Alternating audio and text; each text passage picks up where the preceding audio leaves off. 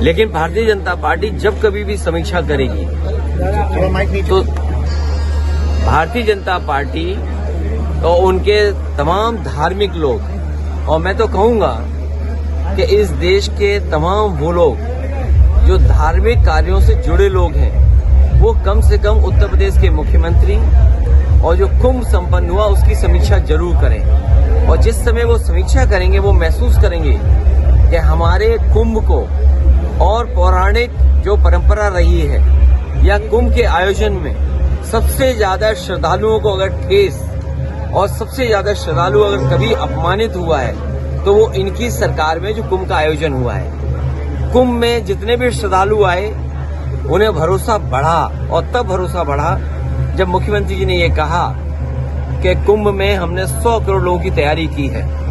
और उसके बाद लगातार जिस तरीके से बड़े बड़े वीआईपी लोग आए, देश के प्रधानमंत्री जी ने स्नान किया, राष्ट्रपति जी ने स्नान किया, कोई भी ऐसा नहीं बचा होगा। खासकर भारतीय जनता पार्टी की अलग बात है कि अभी भी भारतीय जनता पार्टी में बहुत सारे लोग बचे हैं जो स्नान करने नहीं पहुंचे हैं, लेकिन बड़े पैमाने पे लोग आए। और जब लोगों ने देखा कि निमंत्रण बड़े बड़े लोगों को जा रहा है, प्रतिष्ठित लोगों को जा रहा है, संपन्न लोगों को जा रहा है, तो लोगों का भरोसा बढ़ा और भरोसे के साथ लोग कुंभ के स्नान के लिए आए। सबसे पहला झूठ जिससे ठेस लगने की बात शुरू होती है, ये कहना कि 144 वर्ष बाद हो रहा है। अगर ये बात उन्होंने पहले कही 144 साल बाद पहली बार हो रहा है, तो उनके घोषणा पत्र और उनका जो बजट अभी आया है, उस बजट की स्पीच में आप देखेंगे दूसरी लाइन ये लिखी है कि कुंभ का जो आयोजन है वो हर इतने वर्षों के बाद होता है, 144 वर्षों के बाद ही होता है, 12 वर्षों के बाद ही होता है। तो ये जो ठेस पहुंचाने का काम, मार्केटिंग करना, अपने आप को चमकाना, उसमें ये किसी ने किया तो भारतीय जनता पार्टी ने सबसे ज्यादा धर्म को ठेस पहुंचाई है। और एनजीटी और यूपी पॉल्यूशन बोर्ड जैसे डबल इंजन आपस में टकरा रहे हैं, उसी तरह ये दोनों विभाग भी टकरा रहे हैं। अब तो साइंटिस्ट भी टकराने लगे हैं। तो मैं तो कहूंगा ये डबल इंजन सरकार नहीं है। जब से साइंटिस्ट एक दूसरे से टकरा रहे हैं तो ये डबल ब्लंडर वाली सरकार है। सर, महाकुंभ में सर खोल दिया है जो तीर्थयात्री के लिए, लेकिन किसी भी बीजेपी के नेता ने उन्हें धन्यवाद नहीं दिया मुस्लिम समाज को। क्या कहोगे सर?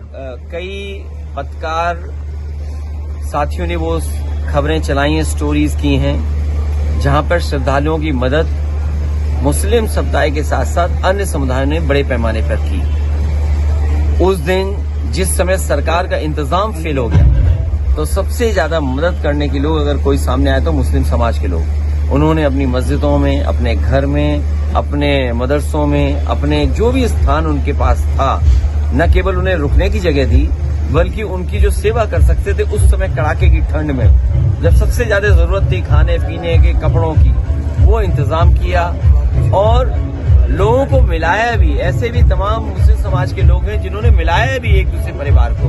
मिलाने के साथ साथ कई जो बीमार होने पर या हार्ट अटैक होने पर भी डॉक्टर सामने आए जो मुस्लिम समुदाय के थे। इसलिए मैं ये बात याद दिलाना चाहता हूँ, ये बीजेपी के लोग तो ऐसा प्रचार कर रहे हैं कि कुंभ पहले होता ही नहीं था, कुंभ का आयोजन बीजेपी ही करा रही है।